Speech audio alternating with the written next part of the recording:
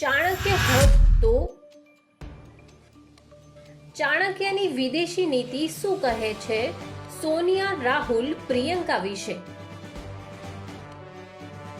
ચાણક્ય એક વિચારક, એક રાષ્ટ્રદ્રષ્ટા. ચાણક્ય માટે રાજકારણ લાગણી નહીં, રાષ્ટ્ર સુરક્ષાનું શાસ્ત્ર હતું.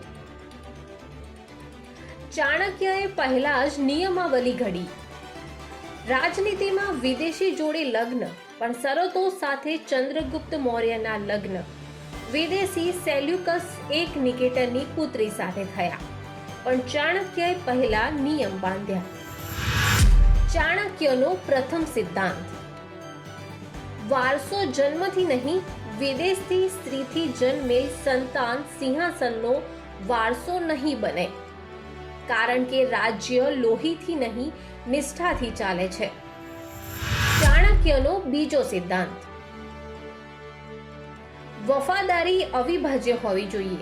જેના મૂળ બહાર હોય તેની નિષ્ઠા બે તરફ ખેંચાઈ શકે. આ જોખમ ચાણક્ય સ્વીકારતો નહોતો. ચાણક્યનો ત્રીજો સિદ્ધાંત: સત્તા અને નીતિથી અંતર. વિદેશી રાણી માટે ઘરમાં અધિકાર, પણ શાસનમાં કોઈ ભૂમિકા નહીં. ચાણક્ય નીતિનો સાર: રાષ્ટ્ર પ્રથમ, પરિવાર પછી. ચાણક્ય માટે શાસન વારસાગત હક નહીં, રાષ્ટ્રનો વિશ્વાસ હતો. સમય બદલાયો, પ્રશ્ન એ જ. સિદ્ધાંતો ક્યારેય જૂના નથી થતા. યુગ બદલાય, પરંતુ રાષ્ટ્રનિષ્ઠાની કસોટી એ જ રહે છે. આજનો સંદર્ભ: સોનિયા રાહુલ પ્રિયંકાનો મુદ્દો. ચાણક્યની નીતિ સામે આજનું નેતૃત્વ: સોનિયા રાહુલ અને પ્રિયંકા ગાંધી.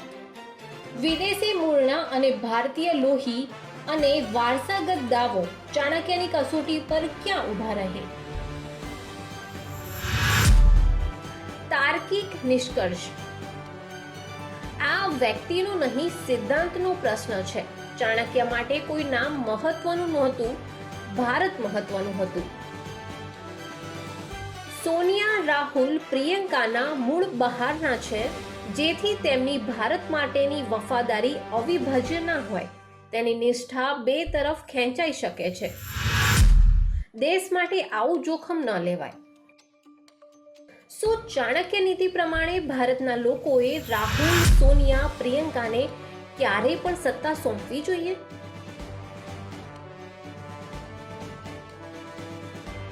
શું તમે માનો છો કે રાહુલ, પ્રિયંકા, સોનિયામાં વિદેશી મૂળ છે, માટે ભારત માટે વિભાજિત નિષ્ઠા છે?